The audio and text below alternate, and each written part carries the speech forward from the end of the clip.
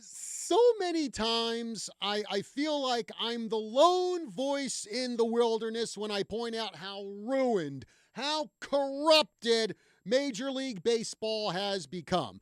The league has turned into an absolute joke. In fact, given how analytics rules just about every facet of MLB, it's basically turned into a video game IRL. But when I mention this, what kind of responses do I usually get? Well, it's something along the lines of, oh, you're out of touch with today's game. Baseball is always evolving. You need to accept it. The game is better than ever. If you don't like it, don't watch it. I'm a baseball fan, and I'll watch it no matter what. All the front offices focus on analytics today. That's the way it is, and you need to accept it. And I'm sure there are other people out there who also say, who are you to give that kind of opinion? You're just some guy with a microphone from a small town in northern Arizona. You have nothing to do with Major League Baseball. Well, now there's a guy who has been involved in Major League Baseball for a long time who is saying the same stuff that I've been saying for the past 2 or 3 years. And that guy is Joe Maddon, who recently came out with his thoughts on present-day MLB. And this is a guy who spent 19 years as a Major League manager, most recently with the Los Angeles Angels in 2022. During his career, Maddon won 1,382 games, 2 pennants, one with Tampa Bay back in 2008 and the other with the Cubs in 2016, who he then led to their first world championship in something like 110 years, probably longer than 110 years. And he is also a 3-time Manager of the Year award winner. So Joe Maddon definitely has the diamond cred. Now, this comes from Sportskeeda.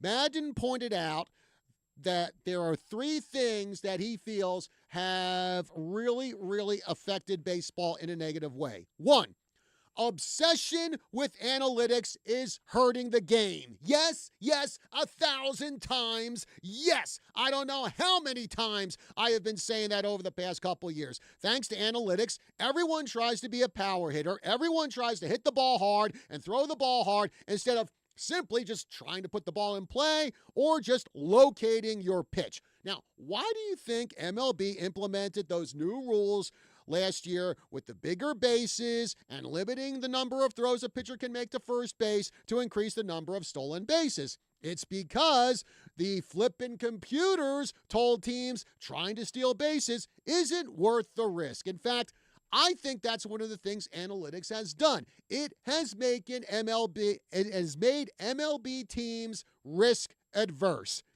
And, it makes them play to a computer formula and not the situation in the here and now where a bloop single could be just as effective as a screaming line drive base hit.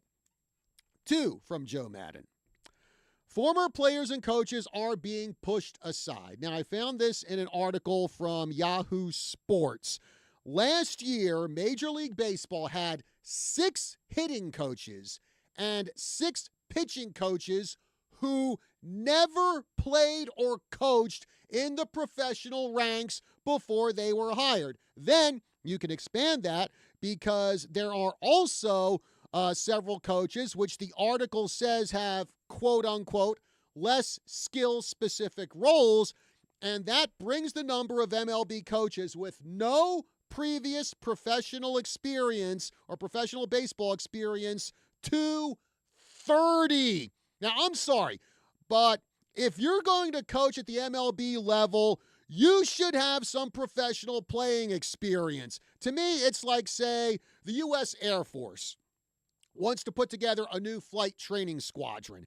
And the general in charge goes, instead of getting an actual pilot to train future pilots, let's get Joey Bag of Donuts over here. Now, he's never flown an actual plane, but he does have 1,000 hours experience playing the flight simulator video game. That's good enough. To me, there's just no substitute for practical experience. 3, individual players / brand are replacing team. I think that's been an issue for a while, honestly. I think that's been an issue long before analytics took complete control of the game. Maybe now it's a bigger problem. Maybe now you have more players thinking, well, I can't afford to bunt the ball or hit a slow roller to move runners over because that'll hurt my hard hit rate and my WAR.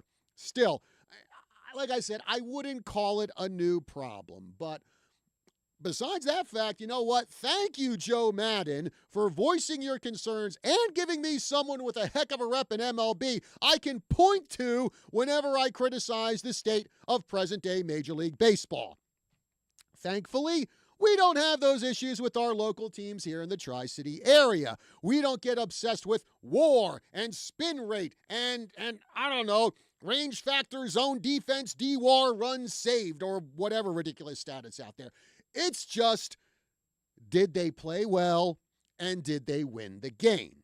Well, the teams we're featuring today did play well, and they did win their games, and they won them in dramatic fashion. And that's why they made the Tri-City Sports Roundup top 10 local games of the year.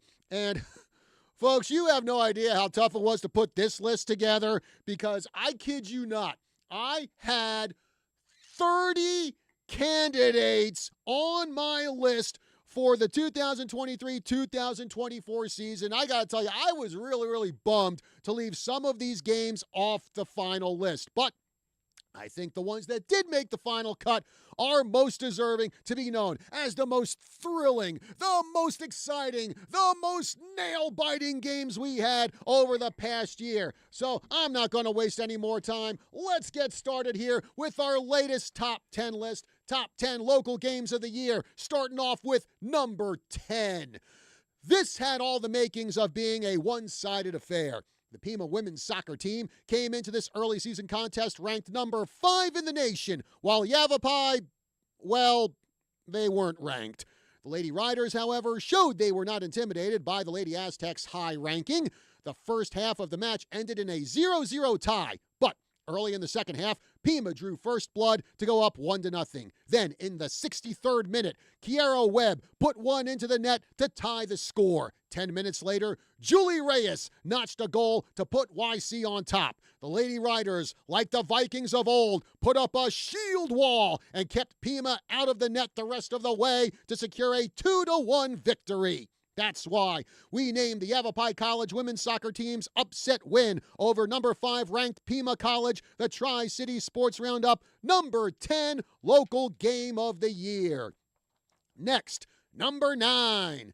It was not a good start for the Yavapai College baseball team as they trailed Gateway 7-1 in the 4th inning. But the Rough Riders managed to close the gap to 7-4, only for the Geckos to keep tacking on runs. Going into the bottom of the 9th, Yavapai found themselves on the wrong end of an 11-6 score. But the Rough Riders refused to bow out of this contest. They loaded the bases for Riley Nelson, who jacked it out of the park for a grand salami to make it a 1-run game. Then with 2 outs, Luke Moeller had an RBI double to tie the score. Vinnie Nielsen came off the bench as a pinch hitter and got an RBI single for the 12-11 walk-off win. For that, we named the Yavapai College baseball team's 12-11 comeback win over Gateway College as the Tri-City Sports Roundup number 9 local game of the year. Before we go to break, we're going to give you number 8.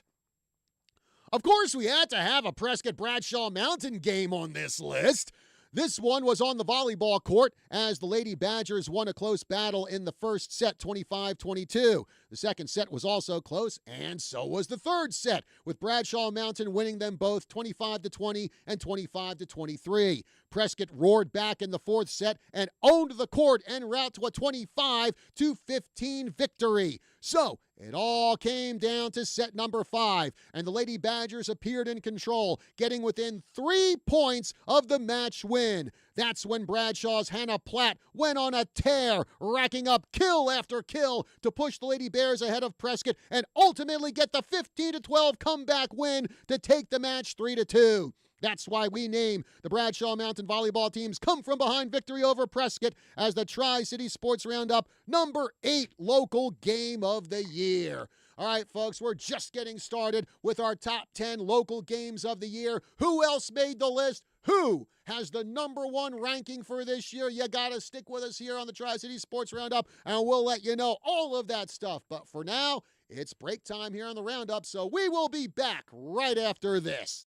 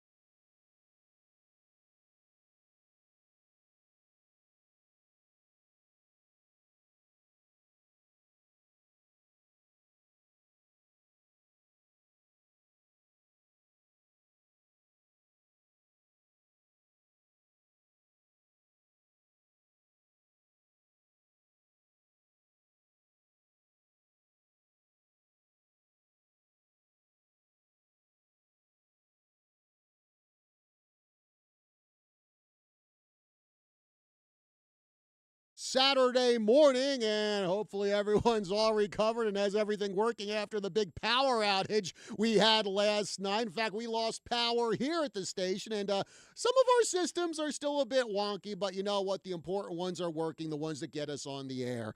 And we are on the air today giving you our top 10 local games of the year. Number 8 on this list was the Prescott Bradshaw Mountain volleyball match. Bradshaw coming from behind to get the win. We're going to go to the phones right now, and we are going to talk to the head coach of the Bradshaw Mountain volleyball team, and that is none other than Carrie Platt. Hey, Coach Platt, good morning, and thanks for joining us.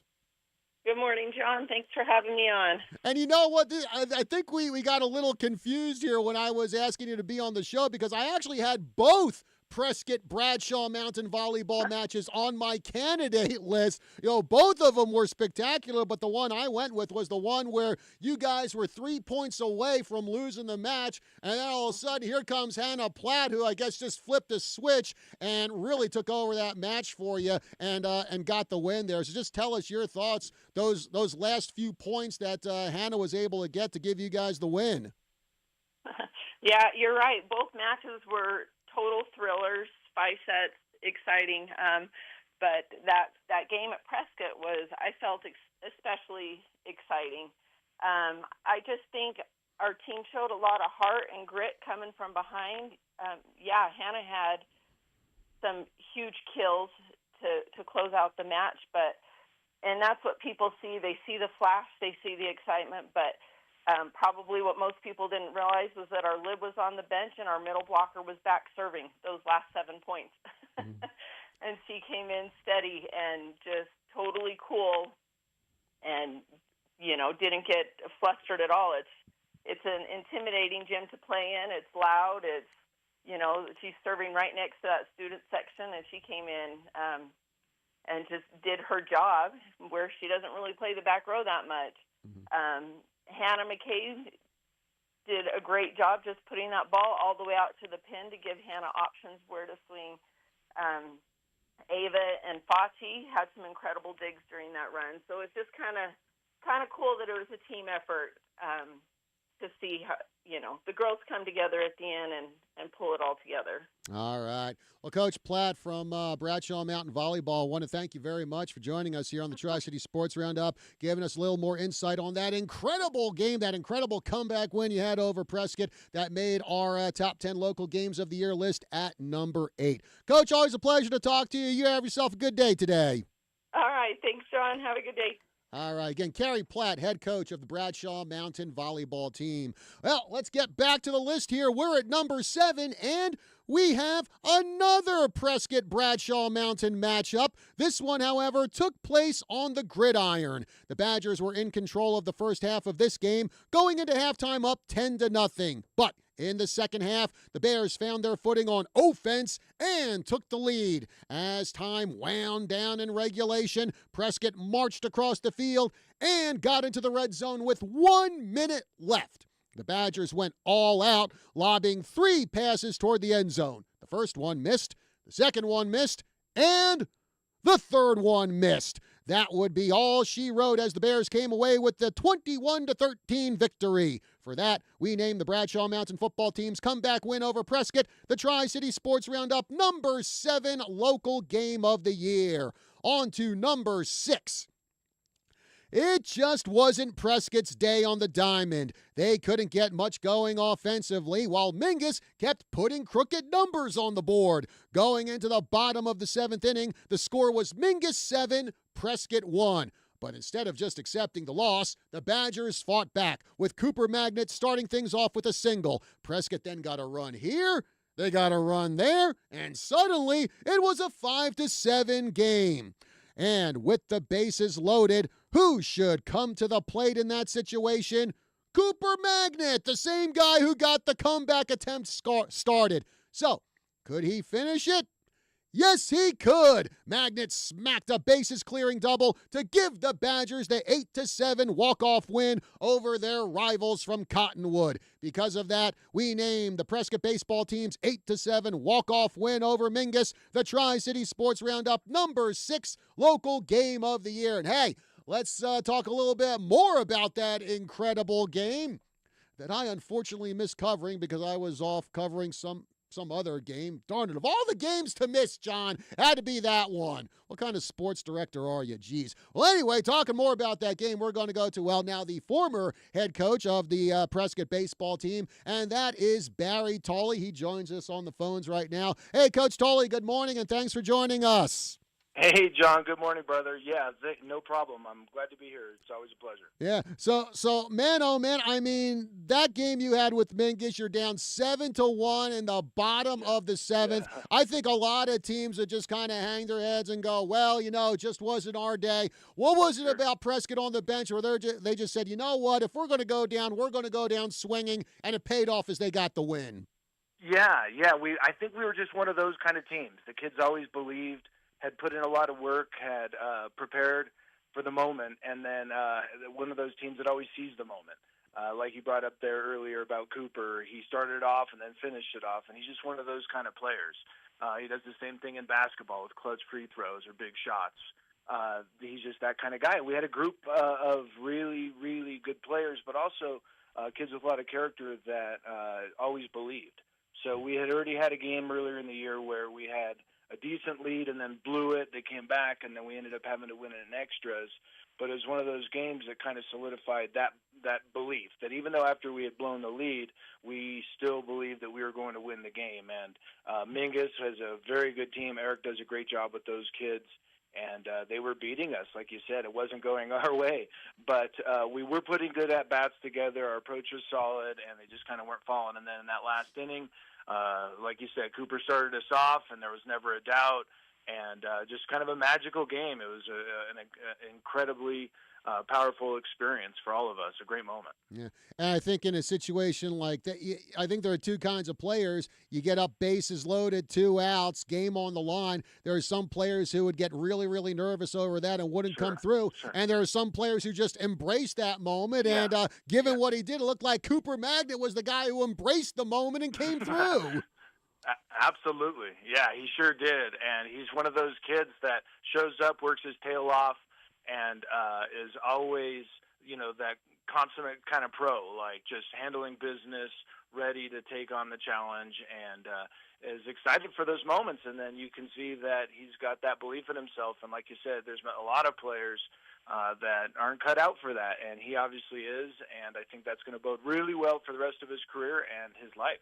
All right. Well, Barry Tolley, former head coach of the Prescott baseball team, want to thank you very much for joining us here on Tri-City Sports Roundup and tell us a little more about your big comeback win over Mingus, which is our number 6 local game of the year. Coach, have yourself a good day. Thanks, John. You too, brother. All righty. Again, Barry Tolley, former head coach of the Prescott baseball team. Let's get back to our top 10 local games of the year list. We are at number 5.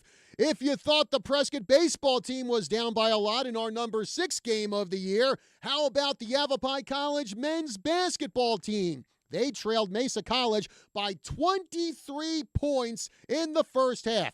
But all of a sudden, their shots started to fall. And when halftime came around, the Rough Riders trailed by 10 points. The Thunderbirds managed to hold off YC throughout a good chunk of the second half, but the Rough Riders wouldn't quit and ultimately took the lead. It was a back-and-forth battle after that, but in the final minute of regulation, Yavapai hit some key free throws to secure a 92-89 victory. For that, we named the Yavapai College men's basketball team's comeback win over Mesa College the Tri-City Sports Roundup number 5 local game of the year. Now, number 4. What a way to open the CalPAC Championship Tournament. The Embry-Riddle and Westcliff women's basketball teams were within arm's length of each other throughout the first half. But in the third quarter, the Warriors staked out a double-digit lead. The Lady Eagles battled back, but found themselves trailing by 3 with 20 seconds left in regulation. That's when Megan Strickler got a layup, got fouled, and made her free throw to tie the score. Westcliff went for the buzzer beater, but missed, sending the contest into overtime. Westcliff went up by 3, but Embry-Riddle charged back to take the lead. Ariana Gonzalez and Susie Reynoso hit critical free throws down the stretch to secure a 69-61 triumph for the Lady Eagles, who would ultimately go on to win the CalPAC Championship. For that, we named the Embry-Riddle women's basketball team's overtime win over Westcliff in the CalPAC Championship Tournament as the Tri-City Sports Roundup number 4 local game of the year. Next, number 3. Days before this game took place, the Northern Arizona Wranglers suffered a tragedy. David Moran, their defensive line coach, passed away from a heart attack. The team wanted to honor their late coach by playing well against the defending IFL champions, but in the third quarter, NAZ trailed Bay Area 40-15. That 25-point deficit, however, did not deter the Wranglers as they started racking up points to get close to the Panthers. Then with 4 seconds left in regulation, Joshua Jones hurled a touchdown pass to Gene Coleman II to pull Northern Arizona to within 1 of the Panthers. Instead of going for the extra point, kicker Axel Perez drop-kicked the ball for a deuce and got it, giving the Wranglers an incredible and emotional 47-46 victory. That's why we named the Northern Arizona Wranglers come-from-behind win over the Bay Area Panthers, the Tri-City Sports Roundup number 3 local game of the year. Now, number 2. Their first game in the CalPAC Championship Tournament did not start out the way the Embry-Riddle men's soccer team wanted. They trailed Simpson 2-0 with just 15 minutes remaining in regulation. That's when Alex Francis scored to draw the Eagles to within 1 of the Redhawks. Then, with under 8 minutes to go, Paul Fulop struck to make it a 2-all game. Next came overtime, with Simpson scoring in the first extra frame to regain the lead. In the second overtime, Riddle was less than 6 minutes away from their season ending when Francis notched his second goal of the game to tie the score again. 2 minutes later, Francis found the back of the net again to give the Eagles their first lead of the day. Riddle held on to that lead the rest of the way for the 4-3 victory to advance to the next round of the tournament. For that, we named the Embry-Riddle men's soccer team's come-from-behind overtime win over Simpson in the CalPAC Championship Tournament as the Tri-City Sports Roundup number 2 local game of the year. So, guess where that leaves us? Yup, number 1. Who grabs the top spot on the list? Who had the most exciting game of the 2023-2024 season? Well, I'm not going to tell you right now. Let's just drag out the anticipation here. First of all, we got to pay some bills. We got to go to a commercial break here. But when we come back, we unveil the number 1 local game of the year for 2023-2024. We'll be back right after this.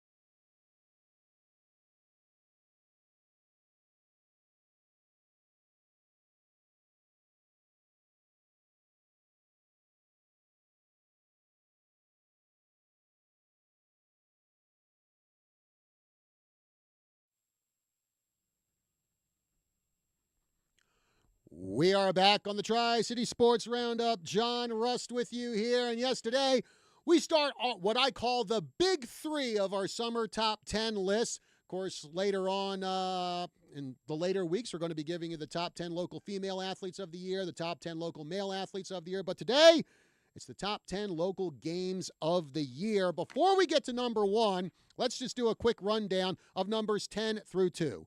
Number 10, Yavapai Women's Soccer versus Pima. Number 9, Yavapai College Baseball, their comeback win against Gateway College. Number 8, the Bradshaw Mountain Volleyball team's comeback win over Prescott. Number 7, Bradshaw Mountain Football's win over Prescott. Number 6, Prescott Baseball, their big come-from-behind win over Mingus. Number 5, Yavapai College Men's Basketball, their come-from-behind win over Mesa. Number 4, Embry-Riddle Women's Basketball's win over Westcliff in the CalPAC Tournament. Number 3, the Northern Arizona Wranglers' big and emotional come-from-behind win over the Bay Area Panthers. Number 2, Embry-Riddle Men's Soccer's overtime win over Simpson in the CalPAC Tournament. And now, number 1. At the time, it looked like this game would not have been considered for this top 10 list. The Chino Valley boys soccer team had a 1-0 lead over Madison Highland in the Final Four of state and were 7 seconds away from wrapping it up. Then, a stunning turn of events. The Cougars got an own goal to tie the score and send the game into overtime. With 10 seconds remaining in the first OT, Peyton Carey set up a free kick in the middle of the field. That's when he decided to go for broke and boot the ball 60 yards down the field and into the net. Into the second overtime they went, and Chino played stifling defense to get the 2-1 win over Madison Highland to punch their ticket to the state championship game. For that, we named the Chino Valley boys soccer team's overtime win over Madison Highland in the Final Four of the state tournament, the Tri-City Sports Roundup 2023-2024 number 1 local game of the year. And we're going to talk a little bit more about this game because calling us all the way from an airport in North Carolina this morning, it's Chino Valley boys soccer coach Todd Carey. Hey, Coach, good morning, and thanks for joining us. Hey, good morning, John. Thank you for having me on the show this morning. Sorry if it's a little loud in the background. Hey, no worries, Coach, no worries. So long as we don't make you miss your flight back to Arizona, that's what matters.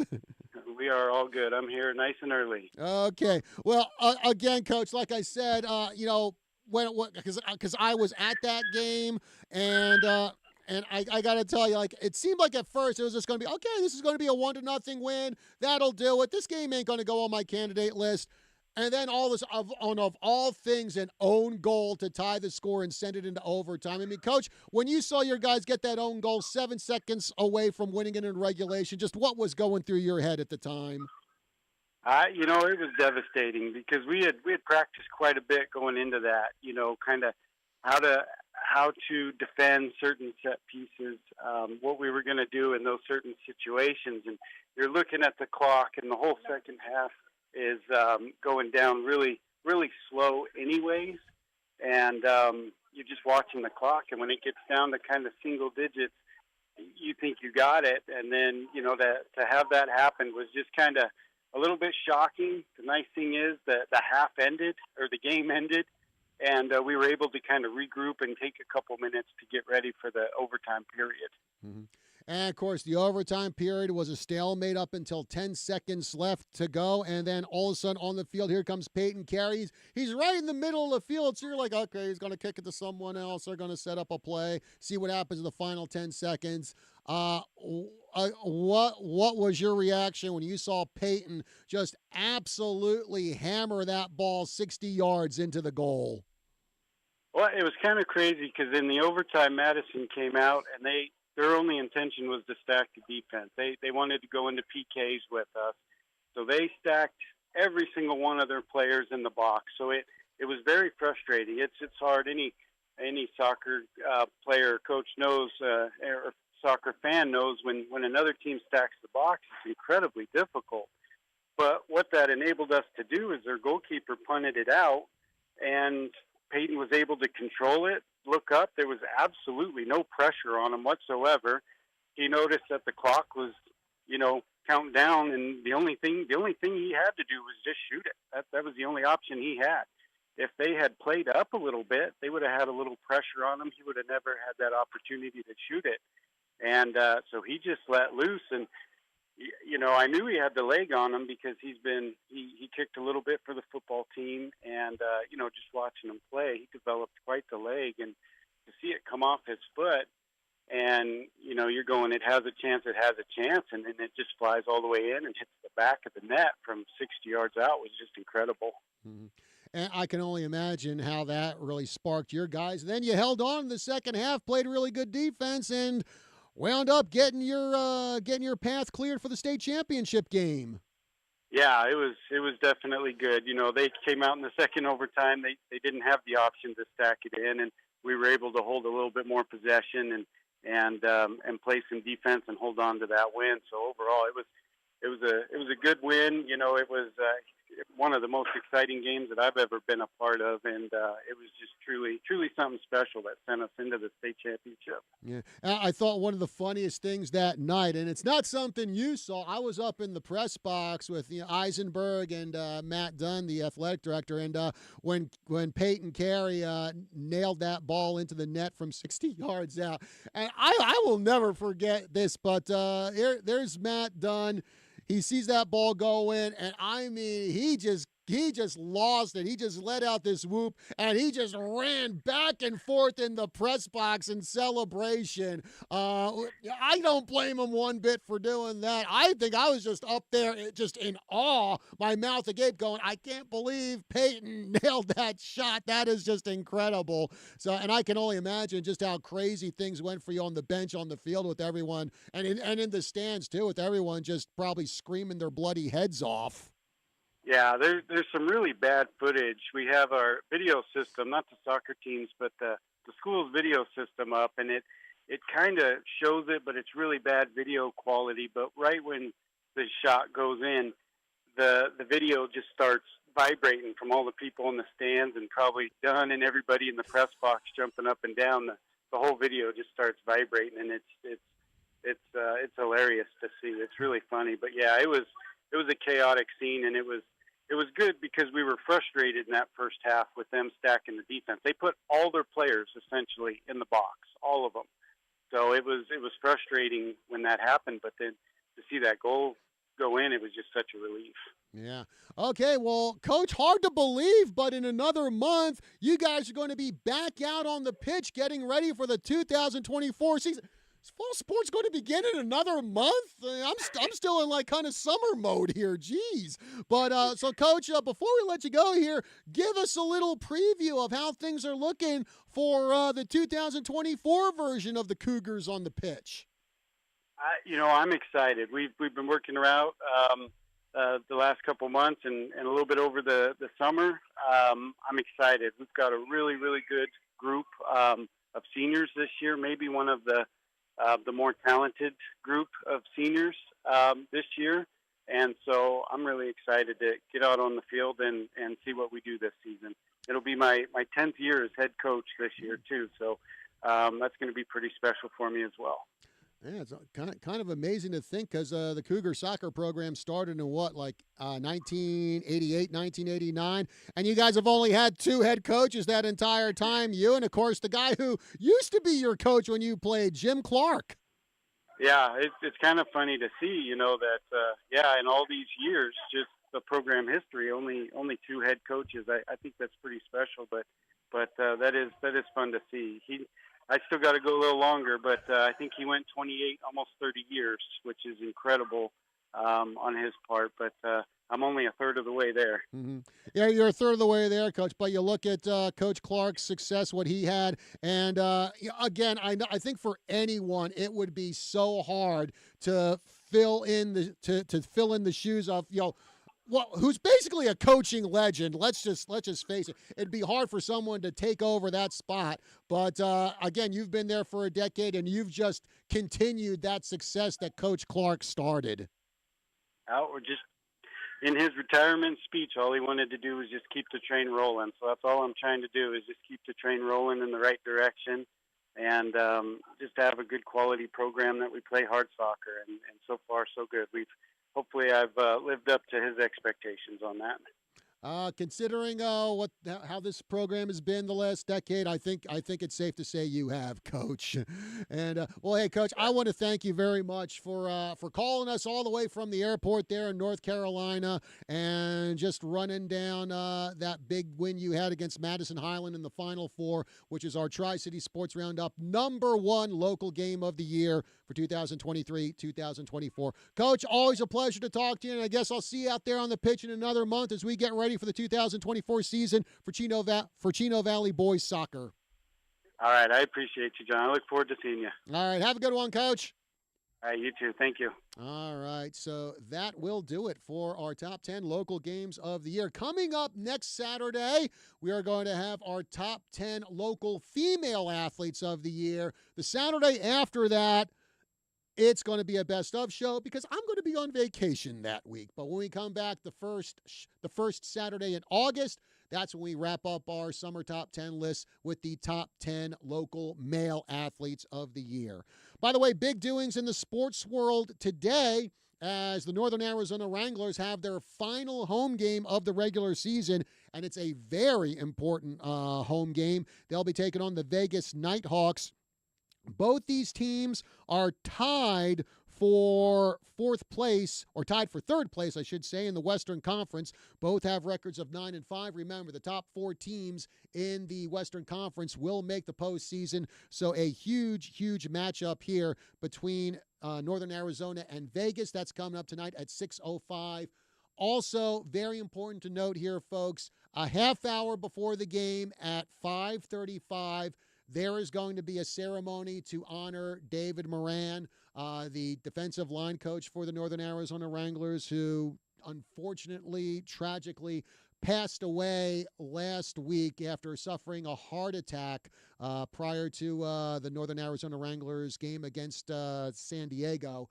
And again, we were off last week, so didn't have a chance to do this, so we'll do it now. All of us here at KYCA certainly want to send along our condolences to the Northern Arizona Wranglers and to the Moran family. Coach David Moran is someone who I've been familiar with, the station's been familiar with for several years, going back to when he coached the Bradshaw Mountain football team. Coach Moran always making himself available for interviews and stuff like that when he coached the team. Always used to seeing Coach Moran since the Wranglers first started playing. After games, I'm down there on the field waiting to get my interviews, always passing by, always saying hello, congratulating him whenever the Wranglers won. So again, yeah, came as a shock to the whole community. So all of us here at KYCA send our condolences along to the Moran family, to the Northern Arizona Wranglers, also to Bradshaw Mountain High School as well. Again, Moran was a head coach there for 3 years, and of course that's where his father coached as well for a long time. And again, 5:35 tonight over at the Findlay Toyota Center. That will be the ceremony to honor Coach Moran. 6:05 is kickoff between the Wranglers and the Nighthawks. Again, this will be the final home game of the regular season for Northern Arizona. It is going to be an important one to see if the Wranglers can take hold of a playoff spot there and keep on playing after their season finale next week, which is going to take place in Albuquerque versus the Duke City Gladiators. Okay, folks, again, we're coming up to the end of our show here, but stay tuned because coming up at 9, we've got Healthline with Dr. David Hancock. Then at 10 o'clock, it is Drive Time AZ to help you with all your automotive needs. So we've got plenty of local talk here on a Saturday morning on KYCA. You got sports, you got health, you got automotive, all right here on KYCA, the news, 1490 AM, 103.5 FM. Check us out online at kyca.info. You can also see our live stream on the KYCA Facebook page. Also, check out our YouTube channel, KYCA Digital, and you can catch us there as well. We are just all over the place these days. All right, folks. Coming up to the end of our show here. Again, next week on the show, we have got the top 10 local female athletes of the year. And oh boy, a lot of really, really good candidates on that one. It's going to be really hard to narrow it down to 10. And I just hit the microphone too. Good job, John, you moron. But I will definitely do my darndest to narrow it down to the best 10 there. And you'll find out who those top 10 are next week on the show. Till then, have yourselves a good one. See you next week.